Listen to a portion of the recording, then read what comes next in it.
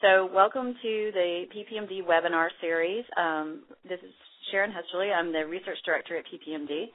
And our guest today is Justin Fallon, who's going to talk to us about Bielycan as a protein therapeutic for Duchenne Muscular Dystrophy. Justin is at Brown University. He is also a founding member of Tyvorsin, which is a small biotech company that's developing Bielycan. And I will also mention that Justin was one of the first recipients of the PPMD in Duchenne grant a year or two ago. And with funding from PPMD and other organizations in NIH, they've made significant progress that he's going to tell us about today. Just a little bit of housekeeping. If you're just joining us, there is a chat function on your screen that you can use to send questions to the presenters, and we'll try and get those questions answered as Justin goes along so that, the ideas aren't lost and they're sort of in the context of the conversation. If your question doesn't get answered or you don't feel like it was answered fully, let us know and we'll try to follow up. We'll also track those questions, and if we see some that weren't answered, we'll try and get you answers afterwards. So with that being said, I'm going to turn things over to Justin now. Great. Thank you very much.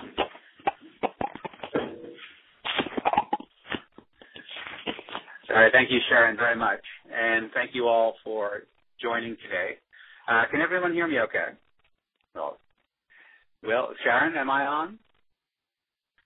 I can hear you. Okay, fine. Yeah, you sound good. Terrific. So, again, thank you very much, and appreciate your taking the time and interest in Bielycan, and also particularly taking time out from this very busy holiday week to join into this conference. So what I'm going to do today is to talk about Bielycan, some background on the ideas behind this therapy, a small amount of work that I'll go over on how we came to be interested in Bielycan, and then the work we've done to take those basic science findings in Bielycan and then turn this into a therapeutic, a potential therapeutic for Duchenne, and then I will give you an update on where we are and what our plans are for the coming year.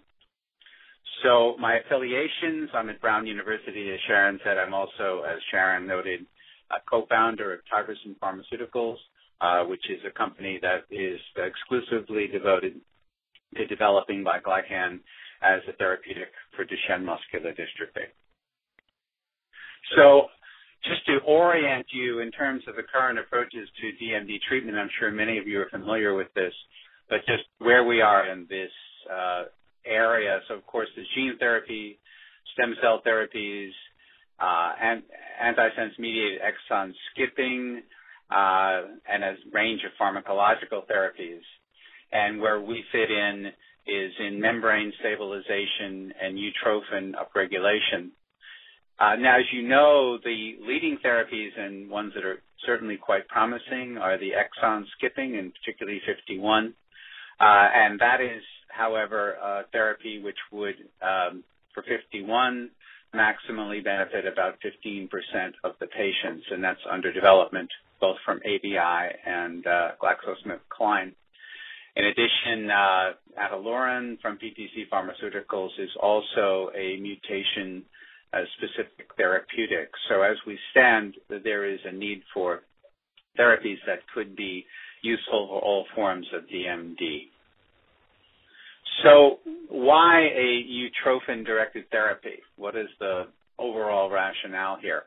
And we'll talk more about utrophin, but to orient you, utrophin is a naturally occurring protein that's closely related to dystrophin. And utrophin upregulation can rescue a dystrophic phenotype in the dystrophic mice. That was work of Kay Davies and John Tinsley many years ago. And finally, a utrophin-directed therapeutic should be effective for all forms of DMD, regardless of what the mutation would be. Now, our rationale for utrophin-directed therapy for Bielycan is, we show a picture, really, a cartoon here. So we're looking across the top of the screen. Each of these depicts a muscle cell in cross-section, going from early fetal life fetal and immature stages to mature or adult, and then the outcome. So in a normal muscle, there is utrophin expressed early in muscle, and that's true for everybody, and that's the green line. Then in fetal and mature stage, dystrophin is also co-expressed. The two of them are there. And then as the muscle cell matures, the utrophin is downregulated, so there is no more green here. But dystrophin in a normal muscle is present, and the outcome is a healthy muscle fiber.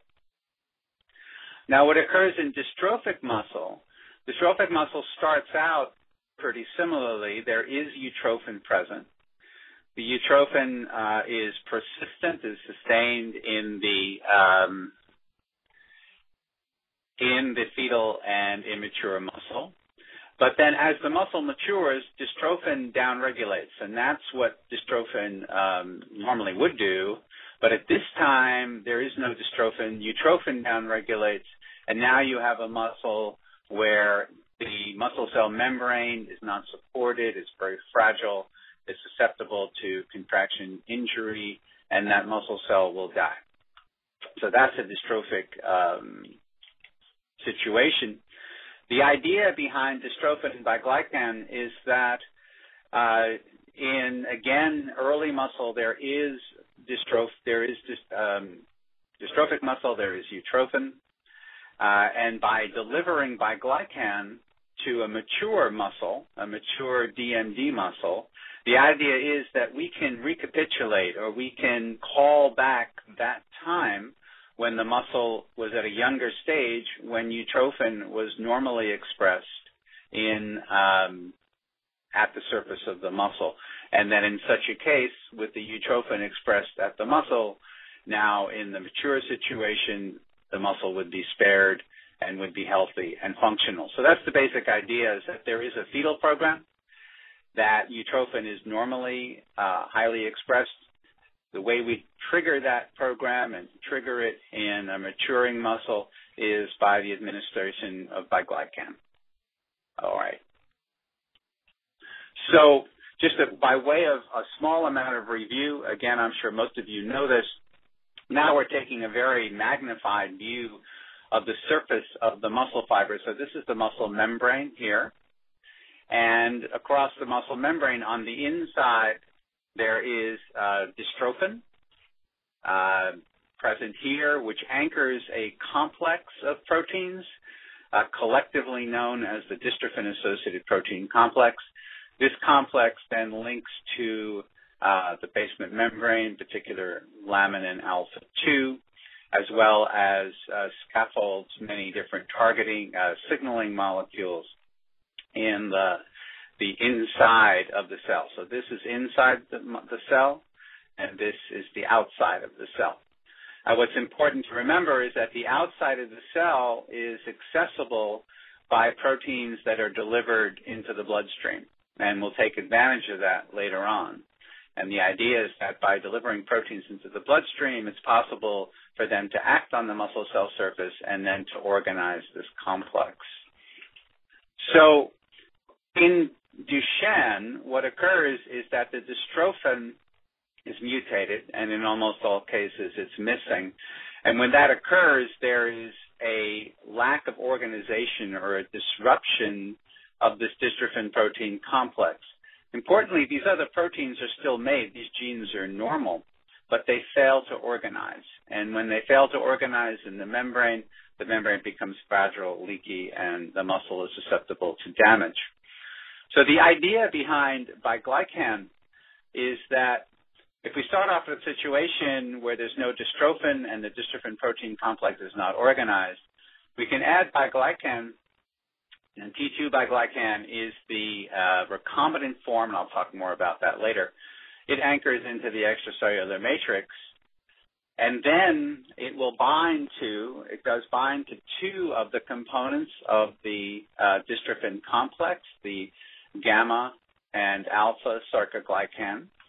And then in a mechanism that we're still working to resolve in detail, what we know is that this causes the recruitment of utrophin to the membrane and a restoration of this complex to the muscle cell surface, and then an improvement in muscle health and function.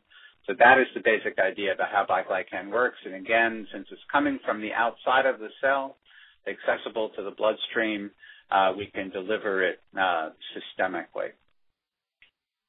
Okay, and then the idea, of course, is that we would have corrected Duchenne muscular dystrophy.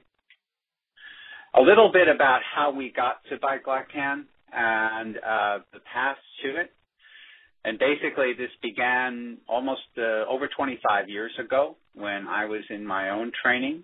And I won't go through the entire 25 years, but I will say that what we came to learn was that what Bielycan does is well, first of all, Bielycan is a naturally occurring protein, and it normally functions most prominently in immature muscle. And this is a pretty complicated slide, and I don't expect you to read all of the various terms of the different molecules here. But if you look at it, what you'll see is if one looks at mice that don't have any Bielycan, what you can see is that there's a decrease in a set of proteins, mostly inside the cell. At 5 weeks, this is a mature muscle as well as collagen 6. Interestingly, when we look at a juvenile, this is a young muscle where utrophin is normally expressed, we see also decreases in a couple of the sarcoglycans, so-called, and the question became whether or not Bielycan may be regulating utrophin. And so Justin, that is, can I just yes. clarify? These are mice that have been made in the lab who have been made to not have Bielycan, but that's not normal, right? You're just studying what the molecule does when you remove it. Absolutely. Thank you, Sharon. So what I'm showing you here is how basically we as scientists, if we want to figure out the function of a particular protein, one of the most powerful ways to do that is to create a mouse where that protein, that gene is mutated, and then we can look and see what its normal function is. And this is one example of that kind of approach. And what that told us by comparing the normal mouse, the so-called wild-type mouse, to the one where Bielycan is missing, that tells us what the normal functions of Bielycan are, which again are these very active in the immature muscle fiber. And so that got us interested in this whole question. Well, we knew that immature muscle fibers had utrophin, and could Bielycan, which is a component of this shared complex, be regulating utrophin? And the next slide shows some data. This work was published earlier in January 2011. And what you're looking at, first of all, in A, is the localization of both utrophin and dystrophin in the muscle cell membrane. This is in young muscle, immature muscle. Dystrophin is present and utrophin is present, as I showed earlier. And what's important is that this is a normal muscle up here on top. It has both utrophin and dystrophin.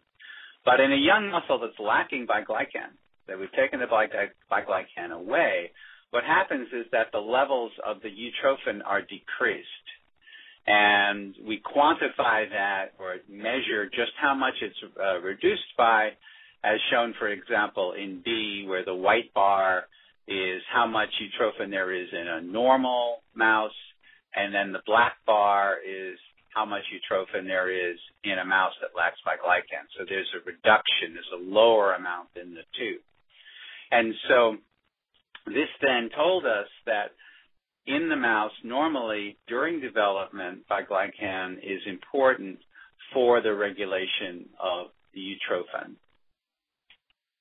Okay, so one of the key events or discoveries that we made, and it really was quite by accident, was the observation that in muscle there are two forms of Bielycan.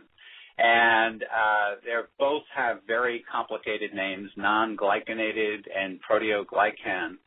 And the reason why I spend a little time on that is that it turns out to be very important for the therapy, because what you're looking at here So this is just some data from an experiment where we showed that this very sort of heterogeneous and messy schmear is the proteoglycan, when this discrete protein here is the non-glycanated. The reason why this is such a relatively disorganized and heterogeneous band is because of these so-called gag chains. Now, what was very important was the recognition that the active form in terms of organizing the protein complex, the dystrophin complex, is so-called non-glycanated. And you can see by just comparing these two schematic structures, the non-glycanated to the proteoglycan, that the non-glycanated is much simpler. It doesn't have this very complicated and elongated side chains on it. What that means is that it's much easier to manufacture this protein in cells that you make recombinantly and then produce the Bielycan in a very pure and very homogeneous preparation. And so this non-glycanated is the biologically active form with regard to the dystrophin complex, and this and a slight variant of it is what we are using going forward. So the question then is making Bielycan into a drug. Showing that Bielycan is important for the normal expression of utrophin in development is good and an important starting point, but how can we take that and develop it to something that we could then deliver to patients? So let me give you an overall rationale for Bielycan as a therapy for DMD, and I'm going to show you some of the data as we go forward. So Bielycan regulates the expression of utrophin and other DAPC components. I've talked about that in dystrophic mice. And it also regulates signaling molecules, which are known to be important for utrophin expression, neuronal nitric oxide synthase, for example. There also are high levels of Bielycan in developing human muscle. So in the fetus, we know from a paper of Beatrice Lechner in my lab that there's a lot of utrophin, very high levels, when muscle is first developing in the fetus. Bielycan also binds with two sarcoglycans, alpha and gamma. And why that is of interest is that alpha and gamma sarcoglycan are only expressed in striated muscle. And striated muscle is all the skeletal muscle in your body, and also heart is a striated muscle. So the two tissues that are affected in Duchenne, skeletal muscle and heart, express these alpha and gamma sarcoglycans, and these two bind to Bielycan, and we think that this is important both for the activity of Bielycan in organizing this complex and could also render it more selective for action on the tissues that are affected in Duchenne.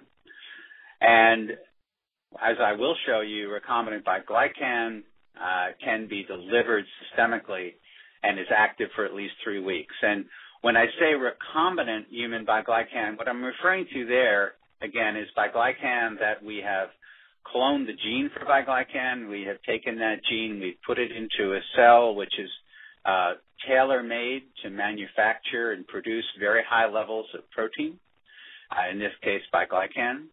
We can then take the Bielycan that's made by those cells, purify it, and that is so-called recombinant Bielycan, and that is what can then be suitable for use as a therapeutic. So by way of some more background, first thing you want to do, of course, is to understand what the molecule does, the protein Bielycan does, when you inject it into an animal. In this case, it's a mouse.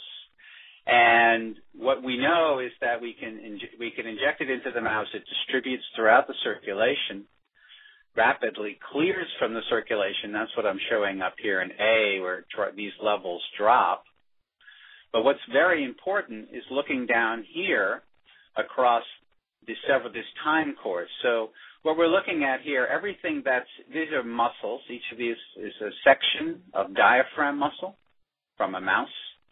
And where you see the white or the light color, this is where the Bielycan is that we injected into the mice. This is specifically looking at that injected Bielycan.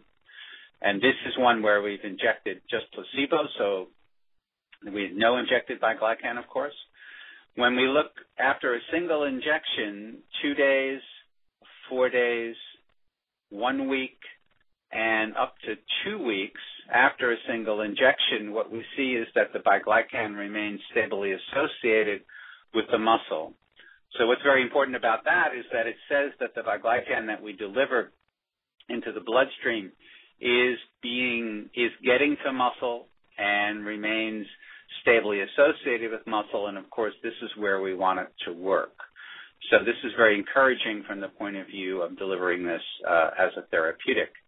And again, a definition of recombinant Bielycan and T2 recombinant human Bielycan is the actual form that we have developed for use as our clinical candidate. So a couple of experiments to show you the efficacy or the activity of Bielycan when we use it, test it in dystrophic mice. So this is a timeline of the age of mice in weeks, from 1 week when they're first born. 3 weeks is when these mice first get dystrophic pathology. And then we inject these animals starting about midway through the second week, and then harvest the muscle, in this case, either at week 4 or week 5, 2 or 3 weeks later. And we do our analysis. Here's what we see. So that the treating with recombinant Bielycan, what we observe is that now in a dystrophic mouse, so this is dystrophic mouse, the so-called MDX mouse, this induces Bielycan an upregulation in the expression of utrophin at the membrane of these dystrophic muscle fibers. So this is an untreated, the untreated mouse, and this is a mouse that's been treated. Please, Sharon. I was just going to clarify that that's why you were untreated and treated. You've done that. Mm-hmm. The difference between the two. Very good. That's right. The treated up here, this is vehicle, and which is what preclinically we used, a term that's analogous to placebo. And this is one that's treated with recombinant Bielycan. And then what we're looking at here is where we see the white again, is now we're looking at the expression of utrophin in the muscle fiber. And again, quantifying that so we can measure the amounts. This is the level here that we see in the vehicle-treated mouse, and this is the level that we observe in the mice treated with recombinant Bielycan, again, utrophin levels. So we're seeing over a 2-fold increase in the level of the recombinant Bielycan. And we can show that biochemically, and we also see this in several different muscles. These are examples of 2 muscles in the hind limb, quadriceps and the biceps, and we've also seen it in several other muscles as well. And Justin, can I ask a question here? Certainly. Maybe it's something you're going to get to in a minute, but I'm wondering if you could give us some context for that 2-fold increase. How much utrophin do you think is required to get a functional improvement in the mouse? Well, the studies that were done there were studies, as I referred to earlier, where the mice were made where the utrophin gene was put into the mouse. And that's a so-called transgenic experiment, very important. And then when that was done by Tinsley and Davies, what they observed is that they saw an increase of about 2-fold in the level of the protein expressed from that gene, that they could correct the dystrophic problems of those mice. So 2-fold is the level that, from experiments that have been done in mice with a gene insertion, have shown that level is beneficial. that particular gene insertion would not be, there's no way to do that in a human, but it is a very useful way of saying, okay, here's what we need to do in terms of upregulating utrophin. Okay, thank you. That answer your question? Okay, sure, yeah. Thank you. Okay, so then some more examples of what the muscle looks like.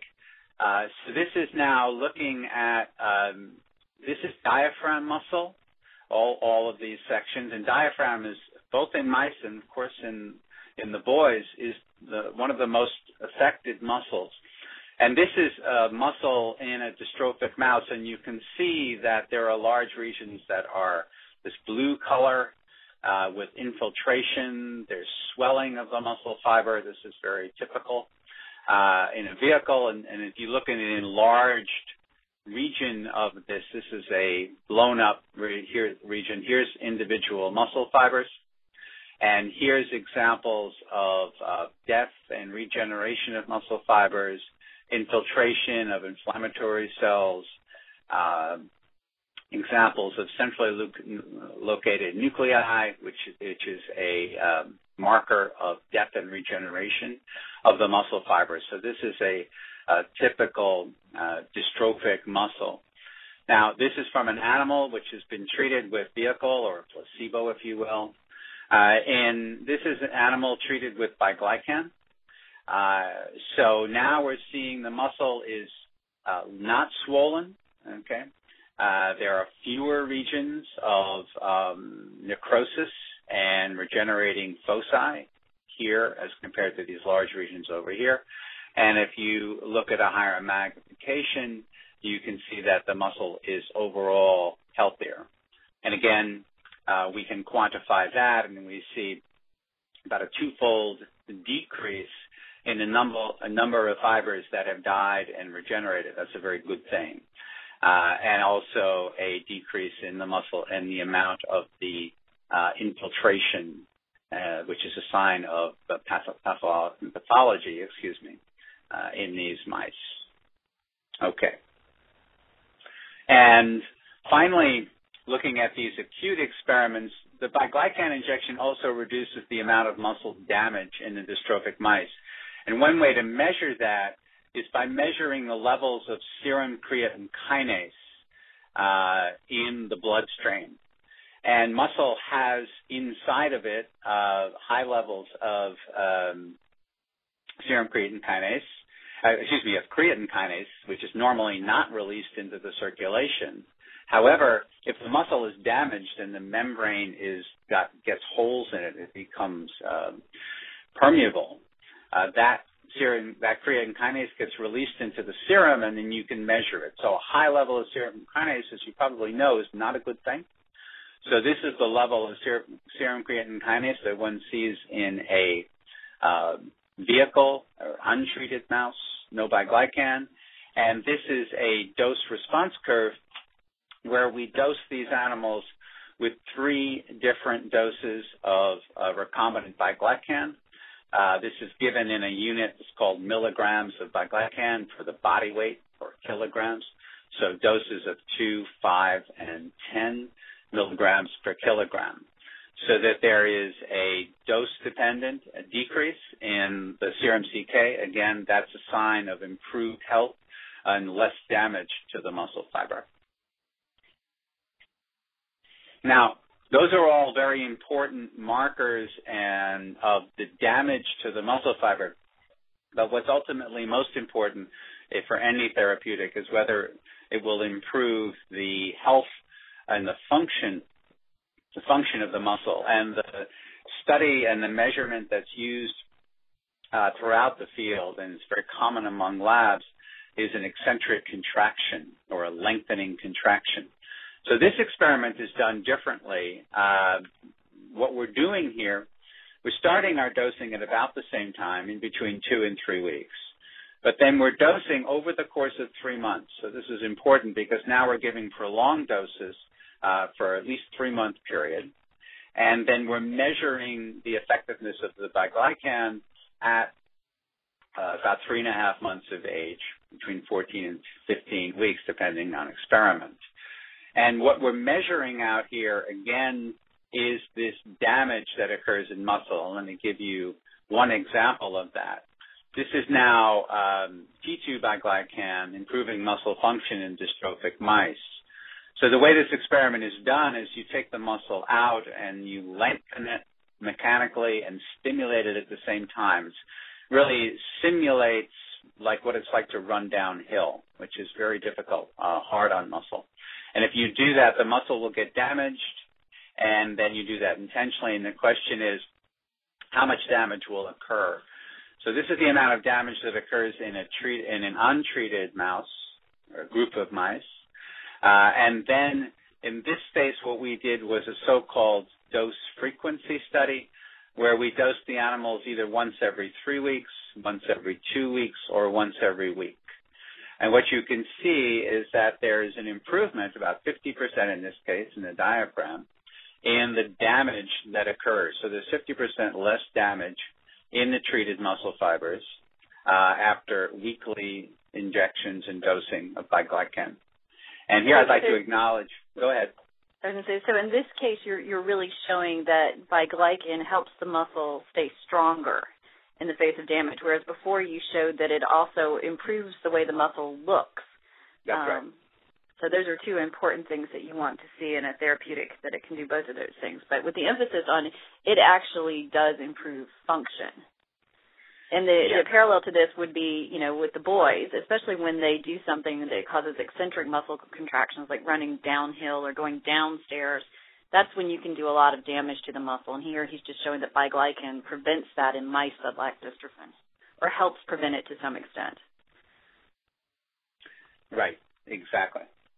And I also just want to make an acknowledgement here. So these experiments that measuring the way these experiments were done is that we have an outside lab produced the Bielycan, we purified it, and then we sent it to Jackson Labs out in Sacramento, California, who did the dosing of the mice. And then they shipped the mice to the University of Pennsylvania Wellstone Physiological Assessment Corps, which is an NIH facility who are really true experts at doing this assay. And they did these measurements blind to experimental conditions. So this is an assay that can certainly is robust, and the animals were shipped across the country, and they did just fine. So we have another question that's come in right quick. Sure. If you want to answer it. So there's a question that if a boy has no Bielycan post-utero, is it expected that Bielycan will then induce a new Bielycan? There isn't any example of boys or any humans who lack Bielycan. So we just don't know what that situation would look like. So we just don't have the information. Yeah, I think the question is probably if Bielycan is normally present, the question might be why doesn't it stimulate utrophin later in life? Oh, okay, gotcha. Sorry, that's a good question. That's a very important and insightful question, and our best data is that Bielycan, when it's expressed later in life, certainly when it's expressed in dystrophic muscle, is expressed in that form that I showed earlier, which is a so-called proteoglycan. And that form of Bielycan is very likely to be involved in the fibrosis that occurs as a result of damage to muscle. What we haven't been able to detect in dystrophic mice is the presence of the non-glycanated form, which is present in the immature muscle, but we haven't been able to see that in the dystrophic muscle. So what we think is going on is that for whatever reason in the dystrophic muscle, we're getting a fibrosis response. The fibrosis response is associated with the proteoglycan, but the proteoglycan is not beneficial for the health of the muscle.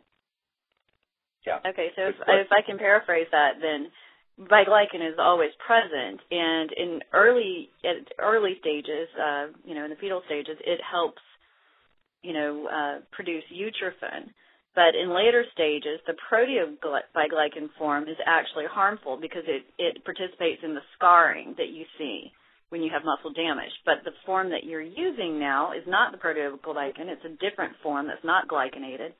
So it just has the good properties without the bad properties. And that's not something that the boys normally have as they get older. So you're adding in something that's not normally there in older boys, and it will have beneficial effects. Yes, very well said. Thank you, Sharon. Hopefully that's very good. It's a little bit complicated, but yeah. No, it is, but it's a good question too. I'm glad it was that it was asked. Okay, so this is a hugely complex slide, but I want to just get the sense that everything looks the same, and that's very good, because what we've done here is to do some initial studies to ask whether or not Bielycan is well tolerated in mice. In other words, is there any evidence that injecting Bielycan might cause the mice to get sick, or are there side effects? And so far we have not seen them. And so this is just data after 3 months of dosing. We measured the body weight, the organ weights, muscle weights, and they're all, with a couple of very interesting and important exceptions, almost the same. And also serum enzymes, that's shown in B, which are measures of kidney function and liver function. And those are all well within normal ranges. And so there's no evidence from this data that the Bielycan is having any bad effects or side effects. And one of the things we must do going forward before we can bring Bielycan to the clinic and to the boys is to do this in a much more rigorous way. And so we will, which is on the plan for this coming year, for 2012. I do want to make one point here. If you look up in the upper right-hand corner, we weighed the hearts of these animals, and the white bar, the open bar, is the vehicle-treated mice, and then the black bar is the mice that have had Bielycan.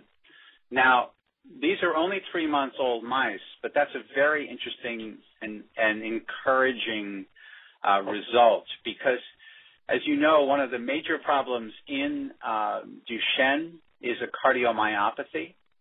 What happens when a heart gets sick from a cardiomyopathy is the heart enlarges. So any treatment that reduces the size of the heart, remember this starts off as a slightly diseased heart here at 3 months of age, this is going in the right direction.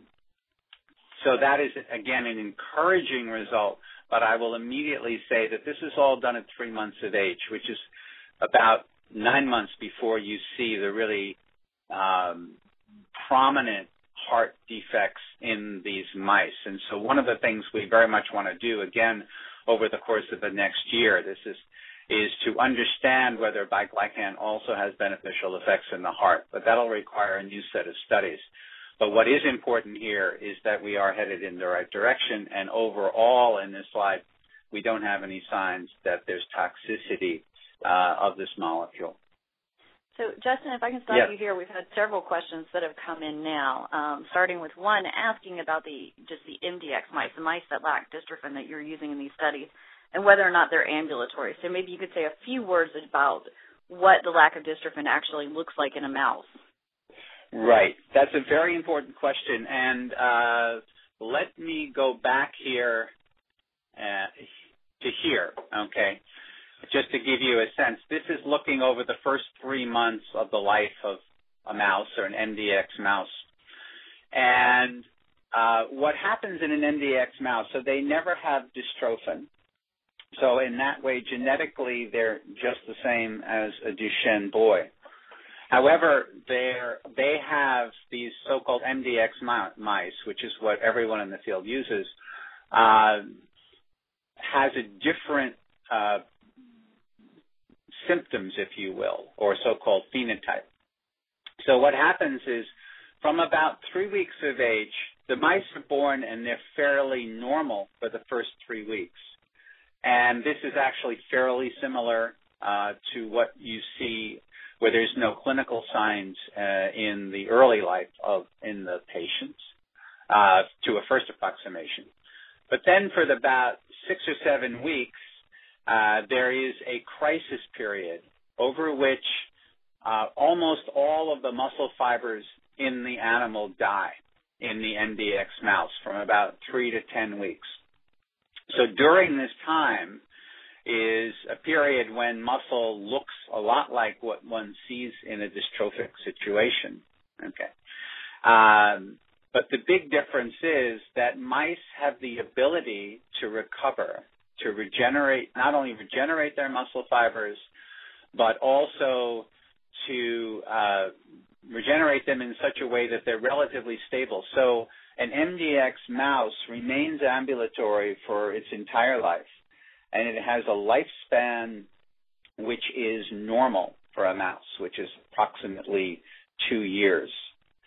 Now, one of the things that we know about that process is that certainly an important part of the reason why those mice do relatively well is that they have mechanisms to partially upregulate utrophin sort of as a natural compensation, so that when one looks at the mice that are of older ages, there is some level of utrophin present, and that utrophin is sufficient to keep the muscles working. And we know that because if we both mutate both the utrophin and dystrophin, then you have a mouse that is has a very shortened lifespan as compared to the normal mice. So MDX mice have features of dystrophy. They have death and degeneration of muscles. They have fibrosis. They have cardiac problems. And they have functional deficits as measured by eccentric contraction. However, the mice are ambulatory and are relatively doing better as compared to the humans. But for the purposes of drug development, there are still weaknesses that you can measure and you can test drugs and show improvement. Absolutely, yes. And these are very standard measures that are used throughout by really all members. Okay, I'm going to do maybe one more question, which is kind of a combination of things that have come in because I want to make sure you have time to finish. Okay. I'm actually just about finished. I got about 3 slides, but I'm happy to go. Okay. Well, let me ask one more, and then I'll let you go to the end, and then we have several more that have come in. Certainly. But a couple of questions have been sort of centered around this idea of how Bielycan is upregulating utrophin, and is there any role for moving utrophin to the membrane? And also a sort of related question, is there any potential synergy between other drugs like the Summit utrophin upregulator or, other groups that are developing PTC therapeutics as a utrophin upregulator? So I think people are trying to understand how these all might fit together and if there's any potential that they could work synergistically. That's a great question. I'll take that right now. So the answer is yes. All these drugs would, in principle, be synergistic. Okay, and the reason meaning for that the effects could be additive. They could be additive. That's right. And so, let me take them one at a time. And so, to get a sense of this, if we go back to basic biology and we think that a gene makes an RNA, a messenger RNA, and then the RNA is made into protein. And then the protein needs to be localized to the appropriate place in the cell where it can do its job. So, given those 3 different stages, the Summit drug is aimed at increasing the amount of RNA that's made, utrophin RNA, that's made from the utrophin gene. So that's their target, and that's what they have reported as achieving is increased in RNA and then increased in protein. Okay. The PTC drug is looking to increase the amounts of utrophin protein that's made from that messenger RNA. Okay, because just because a messenger RNA is made doesn't mean that it's going to make an optimal amount of protein. So the PTC approach is to increase the amount of protein that's made from that RNA. And then what Bielycan does is to recruit utrophin protein to the membrane, which is where it needs to work. So unless utrophin is at the membrane, it will not function. And so Bielycan's action is to use the utrophin protein that's there. And utrophin protein is upregulated baseline in the patients. But it certainly makes a lot of sense, and it's attractive to think that if one could increase the level of utrophin protein by a combination of the summit drug, which increases the messenger RNA, and PTC, increasing the protein, and then Bielycan increasing the levels that are where it needs to be to put it in its right place, that would certainly would be synergistic for improving the outcome of the therapies and the outcome for the boys. Yeah, very important question. Okay, that was a great answer. I wanted to let you finish your presentation to make sure you get it done, and then we have questions coming in fast and thick that we'll get to right away. Okay, good. I've got more slides. Sure, I've got about 2 or 3 more slides. Okay, so manufacturing Bielycan, and one of the major things you, of course, have to do to make a drug is to make it, and to make it in a form that you can make sufficient quantities and quality of the drug that you can deliver it confidently to the patients. And this is just an example of some of our early work in progress, making Bielycan. So this dark spot here is the recombinant, the T2 Bielycan, excuse me, that we have, that is being produced in this cell line. This cell line is a CHO-S, and the initials are not themselves important, but what is very important is that this CHO-S cells is the workhorse of making protein drugs. So they're virtually about 90% of the protein drugs that are on the market and helping patients are made in CHO-S cells. So this is very encouraging that we can get these very high levels. It's also very stable. And we've also shown that we can purify it to near homogeneity with minimal loss of activity. So the protein is well behaved, and that's very important to know. Okay, so in summary of what I've talked about today so far, we've selected our clinical candidate. We call that T2 recombinant Bielycan. Improves muscle pathology, reduces serum CK, which is a measure of muscle damage. Improves muscle function, as measured by this eccentric contraction, or ECC. And the pilot manufacturing purification indicates that the T2 Bielycan can be produced in a GMP-compatible manner. And cGMP, of course, is the standards to which the regulatory authorities, particularly the Food and Drug Administration in the U.S., EMEA, and Europe, require in order to have a drug that can be administered to humans. And then where are we and where are plans going forward? So what we're doing right now is scaling up production of T2 Bielycan from clonal cell lines. We have several lines. We need to optimize the route, the timing, and the dose for delivery. So, for example, are we going to deliver it subcutaneously or intravenously? We're doing those studies now to determine that. How often do we give it? What level do we give it? These are very important studies, and we need to get it right when we get to the boys.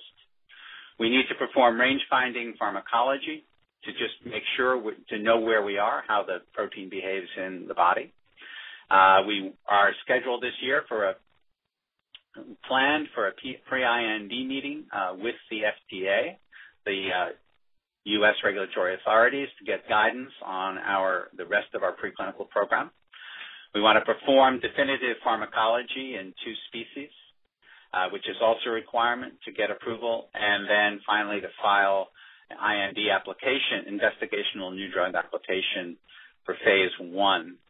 And then finally, I just wanted to end by acknowledging the people in my group who have worked on this, and in particular, the ones here, Beth McKechnie, Alison Amenta, Michelle Duchenne, Carolyn Schmeidel, and Sarah Menser, all of whom are in the lab now, as we speak, working very hard, working to forward this.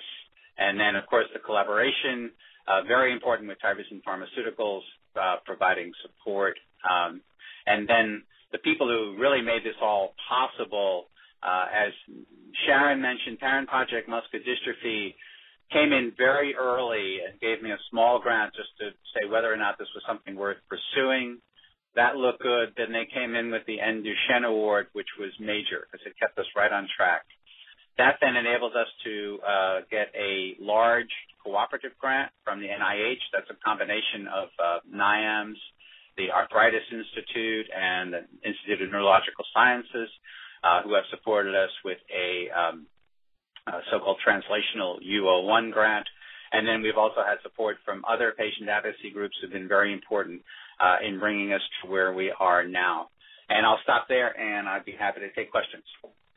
Okay, so we have about 10 minutes, and we have a lot of questions. Some of them kind of are, around the same theme. So let me first ask a question that's coming in a couple of different forms, and that is this an approach that would be useful for any type of mutation in the dystrophin gene? And sort of following that, is it something that might work in boys who've already lost significant muscle in some of the older guys? Okay. So the first question is straightforward, yes. This therapy should be active and effective in all forms of muscular dystrophy, regardless of the mutation, because what we're doing is recruiting a normal protein, utrophin, to compensate for the loss of dystrophin. So it doesn't make any difference how the dystrophin is lost. Utrophin would work no matter what the mutation.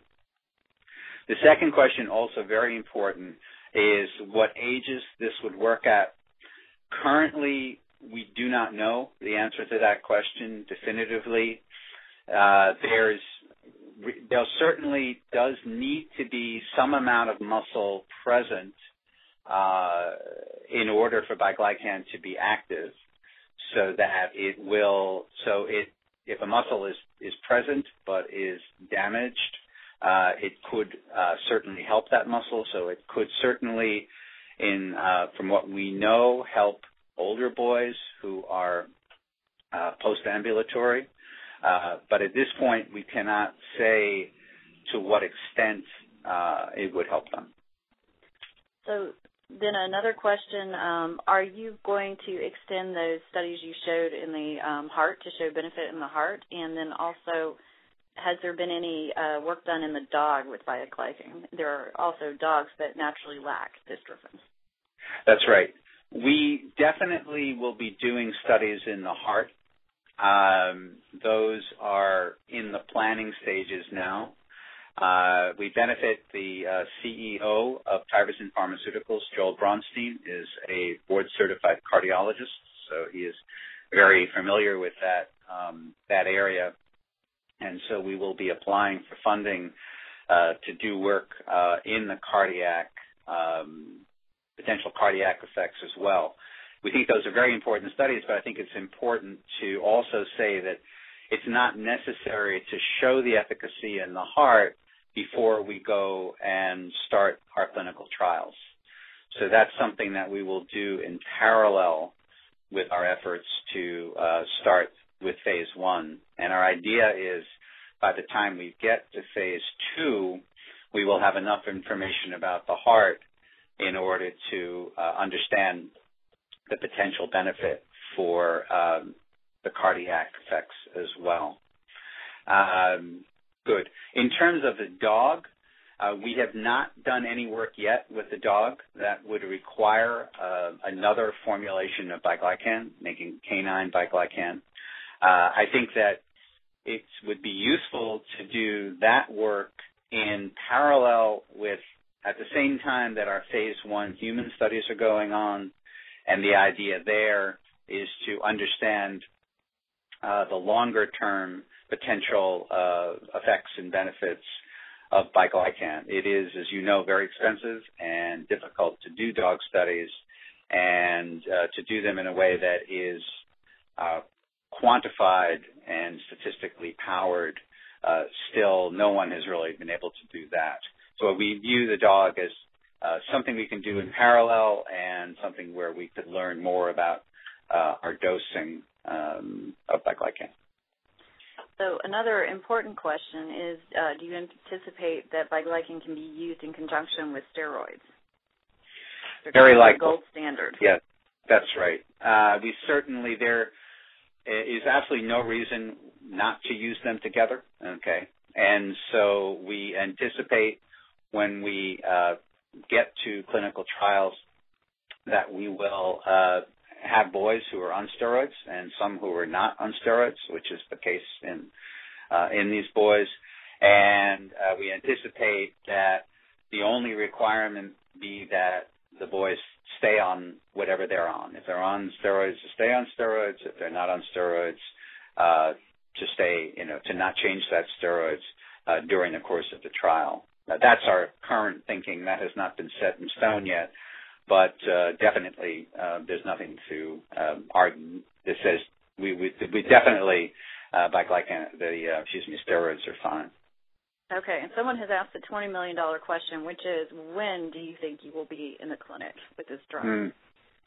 Yeah, and I wish I could give you a definitive answer to that. As soon as we can, definitely. Our goal for this year, if we go back to our plans going forward, the scale-up production of Bielycan is underway. The optimizing of route timing and dose is underway and will be done this year. Range finding done this year, preclinical done this year, pharmacology, everything that we have on this list could be done in 12 to 15 months. Now, that's assuming everything goes smoothly, and we just can't know that. It assumes that things move smoothly in terms of our results, and also, of course, assumes that we have enough money. These are expensive studies, and most all of them now done by outside groups, contract groups who are expert in this kind of work. So that is for this kind of range. If one did an optimal time course, you would say maybe 12 to 18 months to do what's on this list. Beginning of 2013? Well, the file the IND, I should say. The file the IND, 2013 is our goal to file. That's what we'd like to do. Okay, well, that but I cannot into guarantee it. Another question that was asked, that many parents are very motivated to help accelerate your work, the trials, and hopefully approval. What can we do to support your work? At which point I am obligated to point out, so PPMD has recently reviewed an application for funding from Tyborson, the biotech company that's moving this work forward. And our Drug Development Advisory Committee scrutinized this very carefully, went over it, and has given it approval for funding. So we have agreed to fund up to $500,000 to Tyborson, primarily to help move these things forward on the slide that you see now that's up, all of these things that are required to get the drug into the clinic. So you will probably have seen the holiday appeal from PPMD now. We are in the process of raising money. All of the money from our holiday appeal is earmarked for this project. So there's one way you can help, and I don't know if you want to comment further, Justin. Well, thank you, Sharon, and that really is it. At this point in the process, these are all things that we must do in order to get the drug approved. To get into trials, to get our investigation of the new drug application approved. We have to do everything on this list, and the good news is that the expertise for doing everything on this list is out there, and it's a matter of coordinating it carefully, doing them thoughtfully, and having the funds and the money to pay the people who will do this work, and that's really what it's about. Right, and other things that you can always do is be sure that you're registered in Duchenne Connect and things like that, which will become important when recruitment for clinical trials starts moving forward. That way we can quickly identify people who are eligible to participate in trials. So I think there are other things that you can do to help move clinical research for Duchenne along in general. But we're coming up on the end of the hour here, and I want to let people know there are a couple of questions we didn't get to, and I wasn't ignoring you. We were just really short on time. So we'll try and get answers to you directly offline for those. Yeah, I see some of them are highlighted now on my screen. So we'll work on those, and in the meantime, we really want to thank Justin for agreeing to come and show us this work, and we appreciate all of those very young people in his lab working very hard, very smart young people. So thank you very much. Yeah, and thank you again, and the best for the holidays to everybody. Bye-bye. Thank you. Bye-bye.